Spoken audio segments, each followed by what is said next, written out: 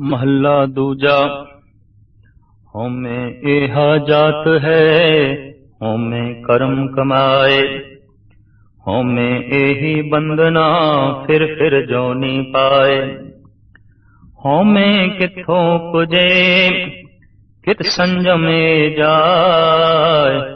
होमे एहो हुक्म है, पइए किरत फिराए।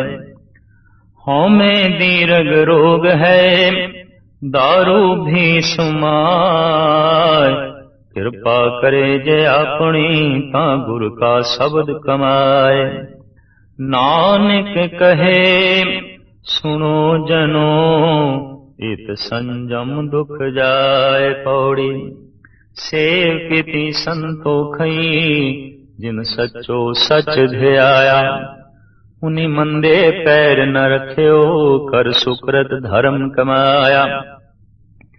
उन्हीं दुनिया तोड़े बंदना, अन्न पानी थोड़ा खाया। तू बख्शीसी अगला, नित देवे चढ़े सवाया। वड्याई वड्डा पाया, वड्याई वड्डा पाया। इस 7वीं पौड़ी दे नाल दूजा श्लोक गुरु अंगद देव जी महाराज का उच्चारण किया होया है, जो पहले पातशाह जी दे पहले श्लोक के उच्चारण दे नाल ही मेल खांदा है। हों विच आया, हों विच गया। हू बहु गुरु अंगद देव जी महाराज फरमान करते हैं, हों में एहा जात है, हों में कर्म कमाए। हों में दी जात की है, भाव इसकी पहचान किवें होवेगी, इसकी सूझ किवें होवेगी, इसकी समझ किवें होवेगी। साहिब कहते हैं कि हर कर्म दे उत्ते हावी होवेगी, हर कर्म दे विच मौजूद होवेगी। जो भी मनुख कर्म करेगा, होमे वस करेगा। जितने भी कर्म हो रहे हैं, हर कर्म दे उत्ते होमे दी छाप है। मनुख दी सारी भज दौड़ भी होमे नूं वधाण वास्ते है।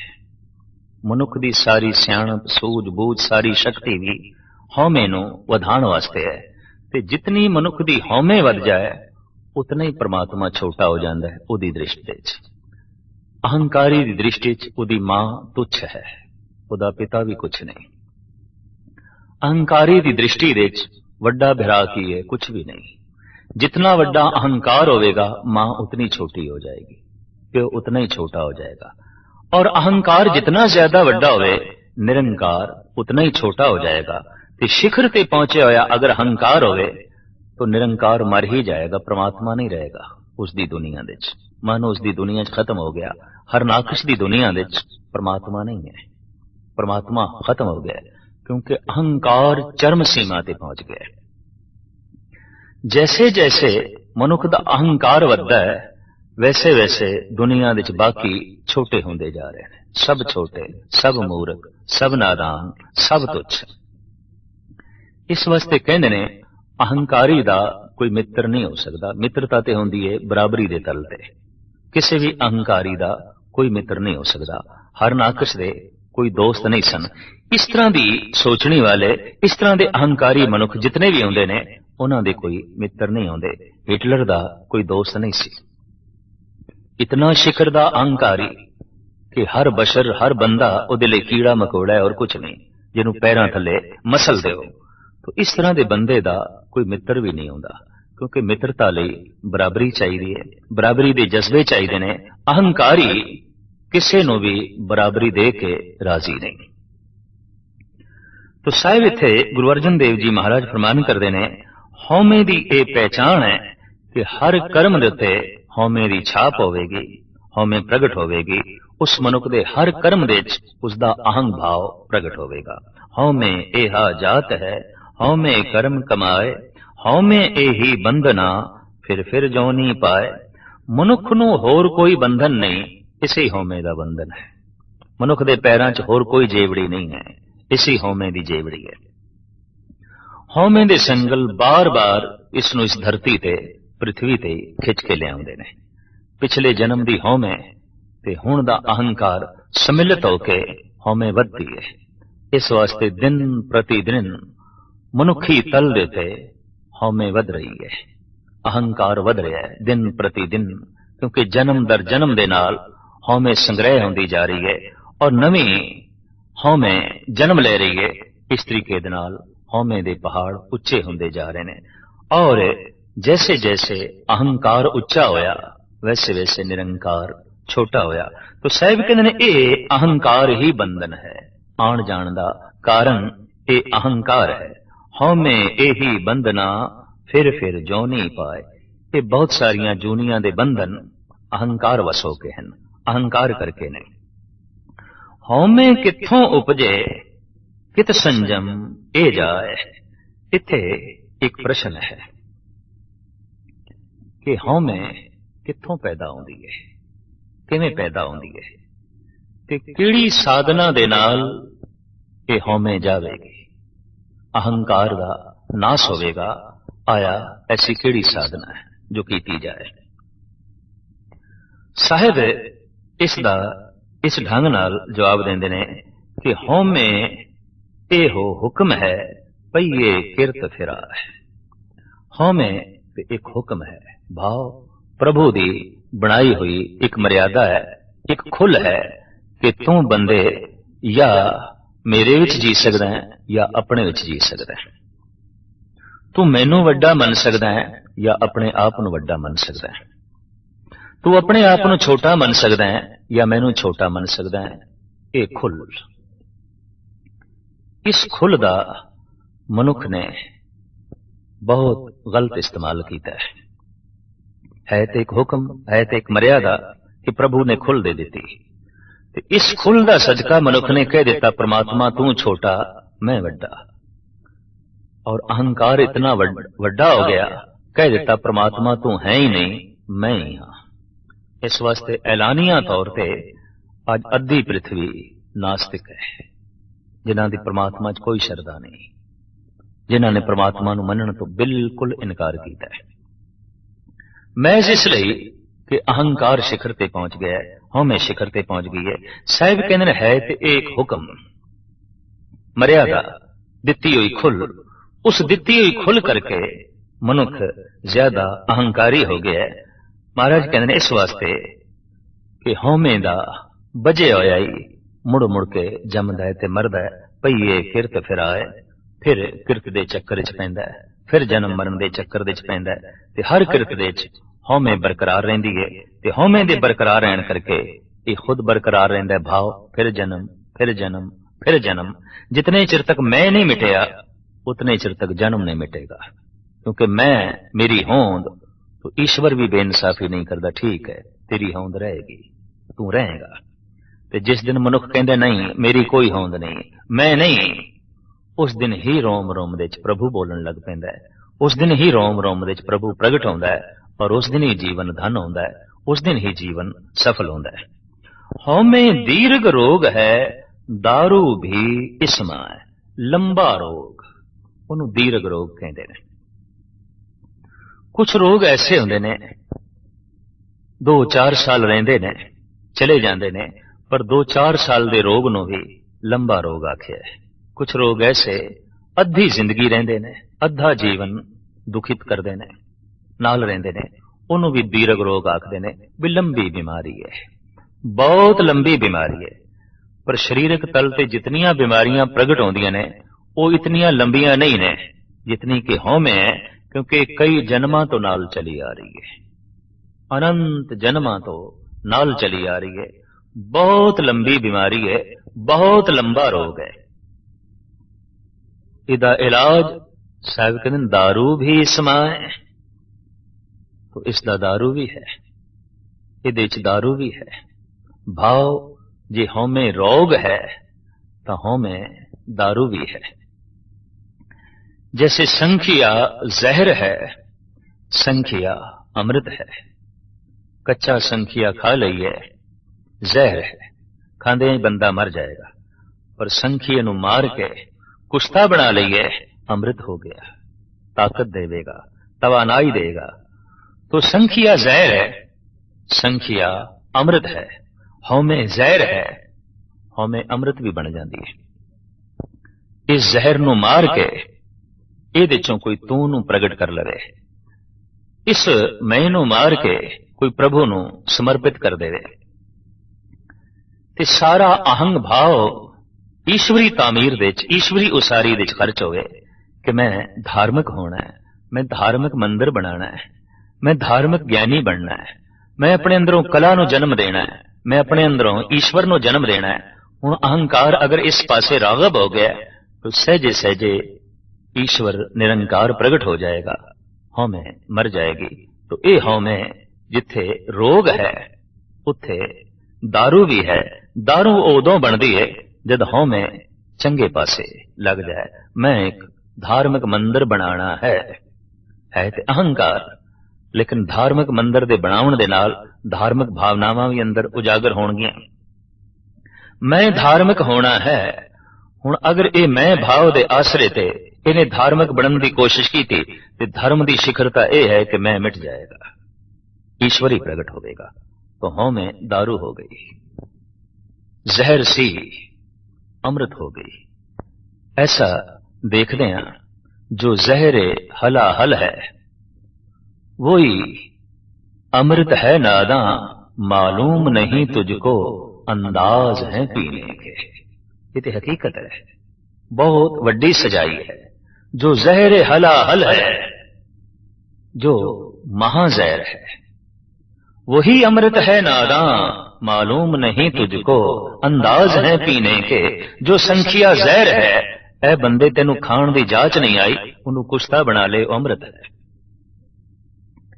मनुख जहर नू अमृत बना सकता है, अमृत नू जहर बना सकता है। अंगूरां दा रस अमृत है, इनू शराब बना के मनुख जहर बना सकता है, कौड़ा बना सकता है। मिठे नू कौड़ा कीता, जहर बन गई। अंगूर दा रस कोई जहर बना छड़दा है, कोई संखी दी कुड़तन खत्म करके उन्होंने अमृत बना देंदा है। जीवन जहर भी है, जीवन अमृत भी है। जो जहर हलाहल है वही अमृत है नादा, मालूम नहीं तुझको अंदाज है पीने के। तो हौं में नरक दा द्वार है, हौं में स्वर्ग दा द्वार बन जाती है। हौं में दीर्घ रोग है, दारू भी समाए। जे एक लंबी बीमारी है, दीर्घ रोग है, तो ये दारू भी है, ये औषधि भी है। अगर ये हौं में इस तामीरी काम विच लग जाए कि मैं धार्मिक मंदिर बनाना है, मैं धार्मिक होना है, मैं धार्मिक ज्ञानी होना है, अहंकार भाव होके अगर ऐसी मनुख कोशिश करे तो एक दिन की होंदा है, अहंकार ते नहीं रह जाता, निरंकार प्रगट हो जाता है। धर्म ही धर्म रह जाता है, मनुख दी हौं में मिट जाती है। साहिब कहते हैं यही हौं में दारू बन गई। हौं में दीर्घ रोग है, दारू भी इसमाए। किरपा करे जे आपनी ता गुर का शब्द कमाए। जे किसी दे ते प्रभु दी किरपा हो जाए ते ओ गुरु दी शब्द दी कमाई करे, जाप करे, तां उस लई ये हौं में दारू बन जाती है, जहर नहीं रहती। नानक कहे सुनो जनो इत संजम दुख जाए। सतगुरु देव जी महाराज फरमान करते हैं, हे जगत दे लोकी सुनो, गुरु दे शब्द दी कमाई दे नाल, ओदे जाप नाल इसे ही संजम नू धारण करदे आए हौमे चली जाती है। हौमे दे जांदियां दुख, जन्म मरण, विपता पीड़ा सारी चली जाती है। हौमे दे जांदियां नरक चला जाता है। हौमे दे जो है रुखसत होंदियां तमाम बुराइयां रुखसत हो जांदियां ने, क्योंकि बुराइयां दा मूल ये अहंग भाव सी। इन्हां दो श्लोकां दे नाल जो पौड़ी है वो ये है, सेव कीती संतोखई जिनी सच्चो सच ध्याया। महाराज कहते हैं होर किसी ने भी सेवा नहीं की थी, वास्तविक संतोखी ने सेवा की है। क्योंकि संतोखी दी सेवा दे कोई मंग नहीं, कोई कामना नहीं। तृष्णालु अगर सेवा भी करदा है तो मंग है, तो मंग अगर सेवा नाल जुड़ गई तो सेवा व्यापार हो जाती है, सेवा सेवा नहीं। सेवा धंधा हो जाती है, सेवा धर्म नहीं। तो इस वास्ते साहिब कहते वास्तविक संतोखियां ने ही सेवा की है, जिन्हां ने ऐन मन ते तन नाल सच दी आराधना की थी। सेव की संतोखई जिनी सचो सच ध्याया। सच दे च ध्यान ओही जोड़ सकता है जो संतोखी है। सच नू बार बार याद भी वही कर सकता है जो संतोखी है। इंज कह लो, संतोख मूल है सिमरन दा, दया मूल है सेवा दा। दया नहीं ते सेवा किथे, और संतोख नहीं तो फिर सच दा ध्यान किथे, सच नाल जुड़ना किथे। संतोखी जो हर हालत दे संतुष्ट है, ਉਹਦੇ अंदर सिमरन वधदा ही जाएगा, वधदा ही जाएगा, ਉਹਦਾ ध्यान वधदा ही जाएगा प्रभु दे च। महाराज कहते ने इस तरह के ਜਿਹੜੇ ध्यानी ने, इस तरह के ਜਿਹੜੇ संतोखी ने, उन्हीं मंदे पैर न रखियो, कर सुकृत धर्म कमाया। वो भुल के भी माड़े पासे अपना पैर नहीं रखते और वो सुकृत करते ने। ते सुकृत की है? धर्म। ते धर्म की है? प्रभु दे च नाम जोड़ना, सुरत जोड़नी, प्रभु दे चरण कमलां दे च ध्यान जोड़ना और संतोखी होना। बस यही धर्म है। साहब कहते हैं वो माड़े पासे पैर नहीं रखते, शुभ कर्म करदे होया धर्म कमाउंदे ने। उन्हीं दुनिया तोड़े बंधना, अन पानी थोड़ा खाया। मनुख दा शरीरक बंधन सब तो ज्यादा यही है, बहुता खाना, बहुता सोना। क्योंकि बहुता खाना रोगां नूं जन्म देंदा है, लिहाजा बहुता खाना बंधन बन जाता है। बहुता खाना सुस्ती नूं जन्म देंदा है, आलस नूं जन्म देंदा है। आलसी, सुस्त, रोगी बंदे दा प्रभु चिंतन करना बहुत औखा हो जाता है। इस वास्ते साहिब कहते ने जिहड़े संतोखी पुरुष ने, ये दुनिया दा सिरमौर जिहड़ा बंधन है, इनू तोड़ के रख देंदे ने। ते सिरमौर बंधन की है? बहुत खाना, बहुत सोना। उन्हीं दुनिया तोड़े बंधना, अन पानी थोड़ा खाया। वो थोड़ा खांदे ने, जितनी भुख है उतना ही खांदे ने। ते अज ते वैद लोग भी दसदे ने कि भुख तो 5 बुरकियां घट खादियां गईयां तंदुरुस्ती नूं जन्म देंदियां ने, स्वास्थ्य नूं जन्म देंदियां ने। भुख तो वध 5 बुरकियां खादियां होईयां रोगां नूं जन्म देंदियां ने, तरह तरह की पीड़ा ते कलेश नूं जन्म देंदियां ने। इस वास्ते साहिब कहंदे ने दुनिया दे विच जिहड़ा सब तो वड्डा बंधन है, उसनूं भगत तोड़ देंदे ने। ते किहड़े भगत? जो संतोखी ने। उन्हीं दुनिया तोड़े बंधना, अन पानी थोड़ा खाया। तू बख्शीशी अगला, नित देवे चढ़े सवाया। तू ते बड़ी बख्शिश करदा है, बहुत कुछ उन्हां नूं देना है, पर इतने संतोखी ने, उतना ही खांदे ने जितनी की भुख है, उतना ही हंडांदे ने जितनी की लोड़ है। ओ संतोख दे च रहिंदे ने। उंज तेरी बख्शिश बहुत ज्यादा है, तू ते पहाड़ वर्गे ढेर ला देना है, पर वो तिनका मात्र ही ग्रहण करदे ने। तू ते दरिया वगा देना है, पर वो चंद बूंदा ही ग्रहण करदे ने। तू ते पदार्थां दे पहाड़ ला देना है, पर वो भुख मात्र ही सेवन करदे ने। इस वास्ते साहिब कहंदे ने तू बख्शीसी अगला, नित देवे चढ़े सवाया। तू दिन प्रतिदिन वध चढ़ के देना है, झोलियां भरदा है। पर जिहड़े संतोखी ने, जो माड़े पासे पैर नहीं रखते, वो वध खाण ते वध पीण दे बंधनां नूं तोड़ के थोड़ा ही खांदे ने और इस तरीके नाल संतुष्ट रहंदे ने। वडियाई वड्डा पाया, वडियाइयां करदियां करदियां वड्डे नूं प्राप्त हो जांदे ने। कहंदे ने किसी दी वडियाई करिए ते वड्डपणा प्राप्त नहीं होंदा। किसी धनवान नूं बार बार यह आखी जाइए तू बहुत वड्डा धनवान है, तू बहुत वड्डा धनवान है, तो इस तरह के आखण दे नाल कोई धनवान नहीं हो जाता। किसी कलाकार नूं आखिए तू चोटी दा संगीतकार है, तू चोटी दा वजंत्री है, और बार बार आखिए तो आखण दे नाल कोई वजंत्री नहीं हो जाता, कोई संगीतकार नहीं हो जाता। बार बार आखिए तू महाकवि है, तू सिरमौर कवि है, इस तरह आखण दे नाल कोई महान कवि नहीं हो जाता। और बार बार आखी तू बहुत वड्डा हुक्मरान है, तू ते शहनशाहां दा शहनशाह है, तू ते तख्त दे उत्ते बैठा सुभाएमान लगदा है। इस तरह किसी हुक्मरान दी महिमा करिए ते महिमा करन दे नाल कोई हुक्मरान नहीं हो जाता, पर भगवान दी महिमा करन वाला भगवान ही हो जाता है। परमात्मा दी महिमा गायन करन वाला परमात्मा दा रूप ही हो जाता है। इस वास्ते कहंदे ने बंदियां नूं वड्डा वड्डा आखना खुशामद है, रब नूं वड्डा वड्डा आखना अपने आप नूं वड्डा करना है, खुशामद नहीं है। जिसने भी परमात्मा नूं वड्डा करके आख्या वो जगत दे छोटा रह ही नहीं जाता। जगत दे ओही छोटे रह जांदे ने जो छोटियां नूं किसी हद तक वड्डा वड्डा आखी जांदे ने। तू बहुत वड्डा धनवान है, तू बहुत वड्डा गुणवान है, तू बहुत वड्डा हुक्मरान है। दरअसल वो इतने वड्डे नहीं जितना ये आखी जांदा है। छोटियां नूं जो वड्डा वड्डा करके आखदा पिया खुद छोटा रह जांदा है, पर जो वड्डे नूं वड्डा वड्डा करके आखदा है स्वयं वड्डा हो जाता है। साहिब कहंदे ने वड्याई वड्डा पाया। उस वड्डे दियां वड्याइयां गायन करदियां करदियां वड्डे दी प्राप्त हो गई, वड्डपणे दी प्राप्ति हो गई। जिन्हां ने परमात्मा नूं दयालु आख्या, बार बार आख्या, वो खुद दयालु हो गए। जिन्हां ने आख्या तू सर्ब कलां दा ज्ञानी है, वो खुद ज्ञानी हो गए। जिन्हां ने उसनूं धनवान आख्या स्वयं धनवान हो गए। जिन्हां ने उसनूं गुणवान आख्या वो स्वयं गुणवान हो गए। इस तरीके नाल गल स्पष्ट हो गई कि जिन्हां ने ईश्वर नूं वड्डा आख्या है वो जगत विच कते ही छोटे नहीं रहिंदे, ते जिहड़े छोटियां नूं वड्डा वड्डा करके आखदे रहिंदे ने स्वयं छोटे करके रह जांदे ने। उस वड्डे परमात्मा दी प्राप्ति किवें होई? इस पौड़ी दे च गुरु नानक देव जी महाराज फरमान करदे ने वड्याई वड्डा पाया। वड्याइयां नूं गायन कर करके महिमा बयान कर करके ही वड्डपणे दी प्राप्ति हो गई, उस ईश्वर दी प्राप्ति हो गई।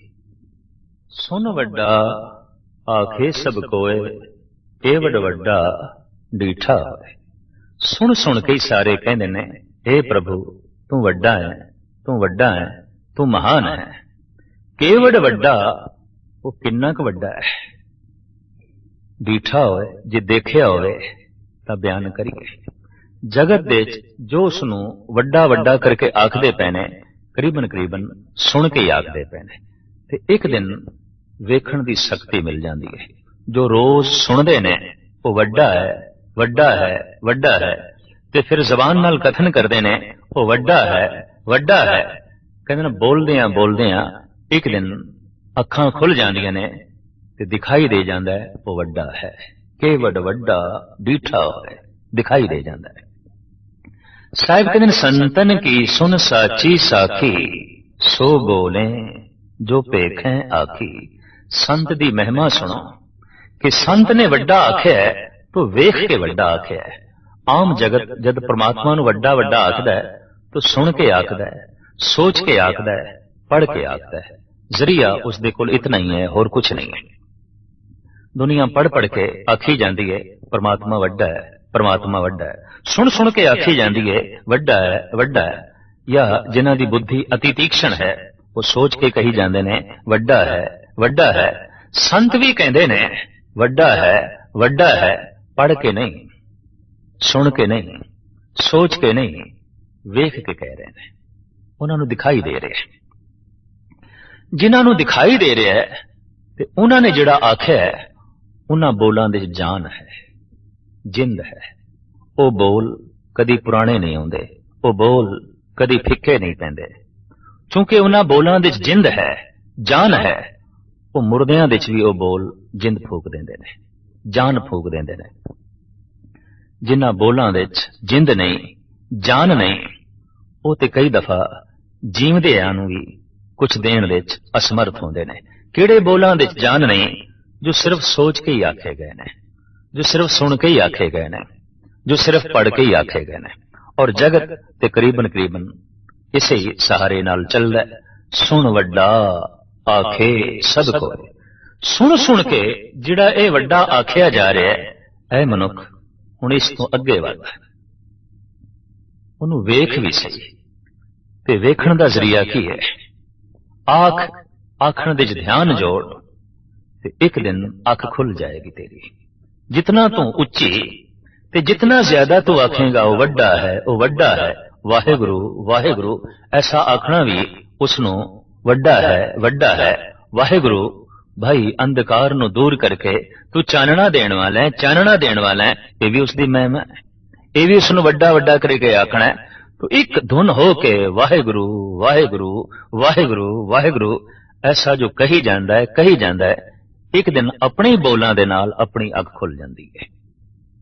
अखां पूर्ण तौर पर खुल जांदियां ने और फिर चारों पासे ब्रह्म ही ब्रह्म दिखाई देंदा है। साहिब गुरु अर्जन देव जी महाराज फरमान करते ने, मैं पेखे होरी ऊंचा मोहन सबते ऊंचा। मैं बहुत उच्चा मोहन वेख्या है। सुन वड्डा आखे सब कोय। मैं सुन के निरा उच्चा नहीं कह रहा, मैं सुन के सिर्फ वड्डा वड्डा करके नहीं कह रहा, मैं वेख्या है। मैं पेखे होरी ऊंचा मोहन सबते ऊंचा। कायनात दे जो सब तो उच्चा है ते महान है, मैं उन्होंने वेख्या है। ਕਿਵੇਂ ਵੇਖ ਲਿਆ ਹੈ?